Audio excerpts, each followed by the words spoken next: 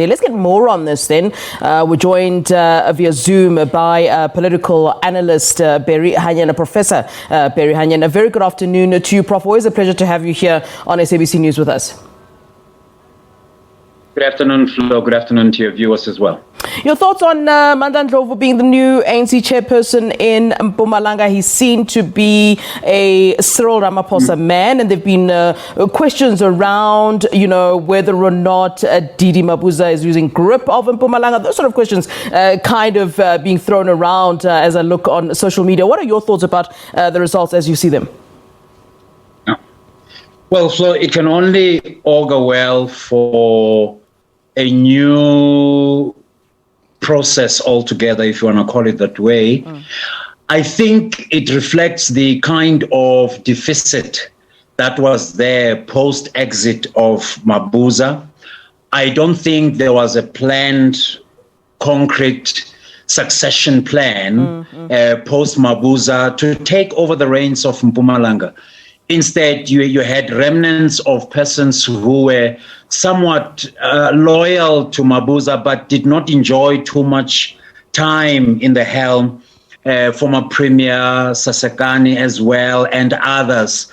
And now the term has gone. It reflects some kind of a new slate altogether, despite the fact that your politics of slate in Mpumalanga was deeply entrenched. I mean, there was a moment where we could suspect that there are as much as 4 slates that were competing head-on for the process and the leadership itself. And then, of course, Ndlovu and others seem to have ascended to the throne. And one can only hope for them that some kind of calm, some kind of order will then be the order of the day. And of course, obviously meaning Ramaphosa is again likely to claim this as a province in the bag as well.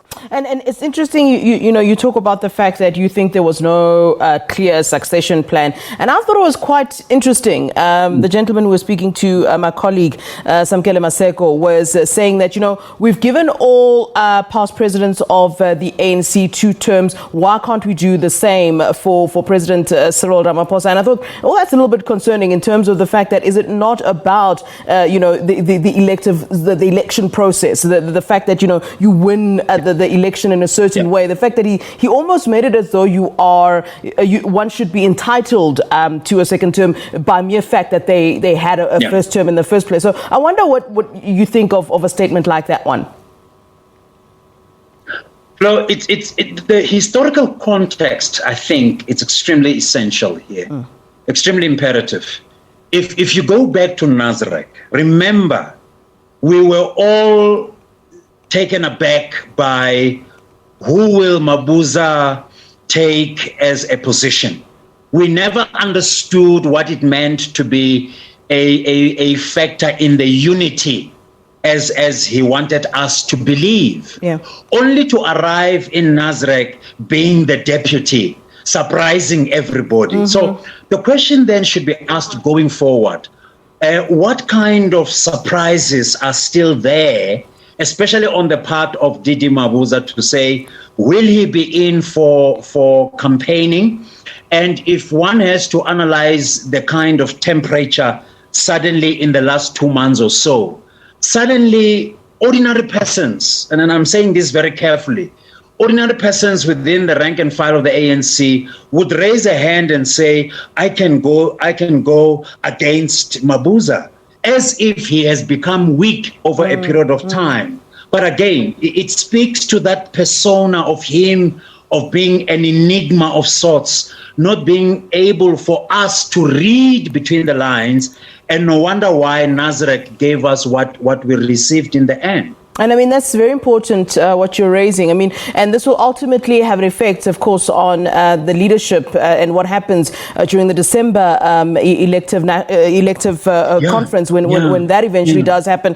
And I really want to actually stay, it's very interesting while you're talking about Didi Mabuza. I mean, has he been, you say it doesn't seem as though we mustn't think that he's been weakened, but is there an idea that he perhaps is? I mean, his stronghold, if I can put it that way, which is Mpumalanga. If he's losing grip of that, one wonders, what else, what she can pull out of a hat, is he capable of surprising us again? I mean, certainly, as you say, surprised us by even being deputy president in the first place. Well, if you ask me, I think it will be a misnomer, so to speak, safely, I mean, I'm trying to be careful here, if he does not ascend to presidency. But then there's a problem. Nasrec gave us all sorts of personalities, right? There was no unity in Nasrec to start with. So the difficulty that we have is to say, from the onset, are we likely to see a united force cemented beyond Nasrec? I don't think so.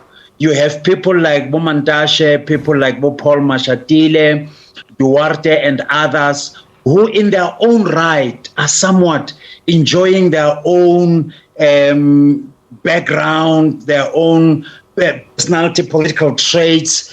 I don't see that unity coming. What this tells us, however, is that Ramaphosa is cruising as things stands. Yeah. We may find the emergence, or what it seemed to be an emergence, of Madam Sisulu being sort of like your likened competitor. I think there's a lot of ground to cover there. She's not there yet. Let's make it clear.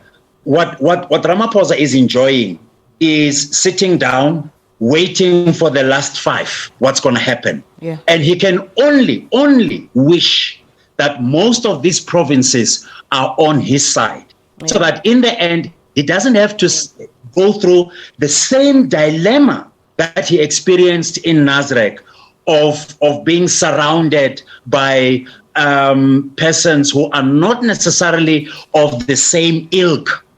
That, for me, is critical. And if, of course, the ANC wants to salvage something, some kind of unity can only start from there going forward. Prof, on a different matter, and maybe actually it's not a different matter because all things with ANC are actually quite connected. The ANC has admitted, that its step-aside rule has not been quite clear on the seriousness of cases that warrant members who are facing criminal charges in courts to step it down. And we've watched this. We've watched, it being applied unequally in a very unbalanced sort of a way. What is your take on this and the fact that there's some sort of admitting from the ANC? No, we touched on this issue, and I remember we were busy with the human rights Mpumalanga intervention, and my argument then was, look, you are sitting with a lack of, and this is what Mbeki said about two weeks ago.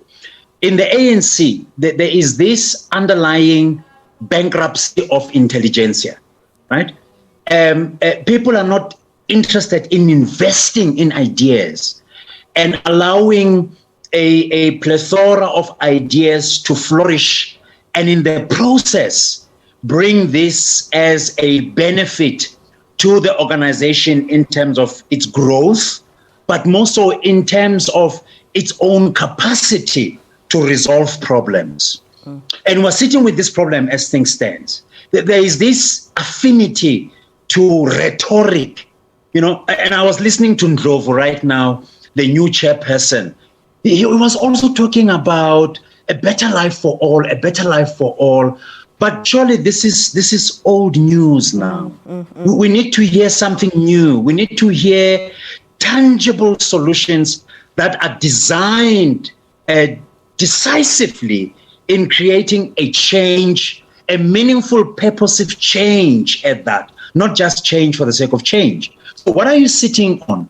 You're sitting on what is purported to be a template, and yet we know that issues of big personality politics will always trump the issue of step aside.